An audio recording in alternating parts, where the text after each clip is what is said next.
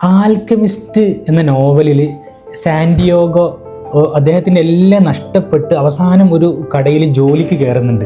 ആ സമയത്ത് അതൊരു ഗ്ലാസിൻ്റെ ഷോപ്പാണ്. അവിടെയുള്ള ഗ്ലാസ്സുകളൊക്കെ ആകെ പൊടി പിടിച്ച് മാറാല കെട്ടിക്കിടക്കുന്നു. പിന്നെ ആ ഷോപ്പിനെ സാന്റിയാഗോ പ്രോഫിറ്റബിളാക്കി മാറ്റുന്നുണ്ട്. ആ സാന്റിയാഗോയെ പിന്നീട് അവിടെ നിന്ന് പിരിച്ചുവിടാൻ പറ്റാത്ത രൂപത്തിൽ ആ മുതലാളിക്ക് ലാഭം ഉണ്ടാക്കി കൊടുക്കുന്ന ഒരു രംഗമുണ്ട്.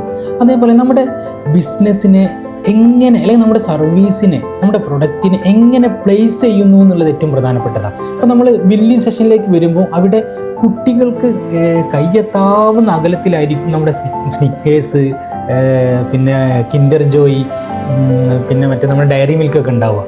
എന്തുകൊണ്ടാണ് അവരങ്ങനെ തന്നെ പ്ലേസ് ചെയ്യുന്നത്? കാരണം അതൊരു ബിസിനസ് സ്ട്രാറ്റജിയാണ്. നമ്മളെ കൊണ്ട് വാങ്ങിപ്പിക്കുകയാണ്. കുട്ടികൾ എന്തായാലും ആ സമയത്ത് അതിൻ്റെ ആവശ്യക്കാരായിരിക്കും. ഇത് നിർബന്ധമായിട്ടും പാരൻസ് അത് വാങ്ങിക്കൊടുക്കാൻ തയ്യാറാകേണ്ടി വരും. അതേപോലെ തന്നെ സാന്റിയാഗോയും ചെയ്തത് അങ്ങനെയാണ്. ഈ ഗ്ലാസ്സുകൾക്കൊക്കെ നല്ല ആകർഷണീയമായ കുറച്ച് ഡെക്കറേഷനുകളൊക്കെ വരുത്തി കണ്ടാൽ അവരുടെ കണ്ണുടക്കുന്ന രൂപത്തിലുള്ള ചില പൊടിക്കൈകളൊക്കെ അവിടെ പ്രയോഗിക്കുകയാണ് ചെയ്തത്. അതേപോലെ നമ്മുടെ ബിസിനസ്സിന് ചില പൊടിക്കൈകളൊക്കെ പ്രയോഗിച്ചാൽ നല്ല പ്രോഫിറ്റബിളായി നമുക്ക് മാറ്റാൻ പറ്റും.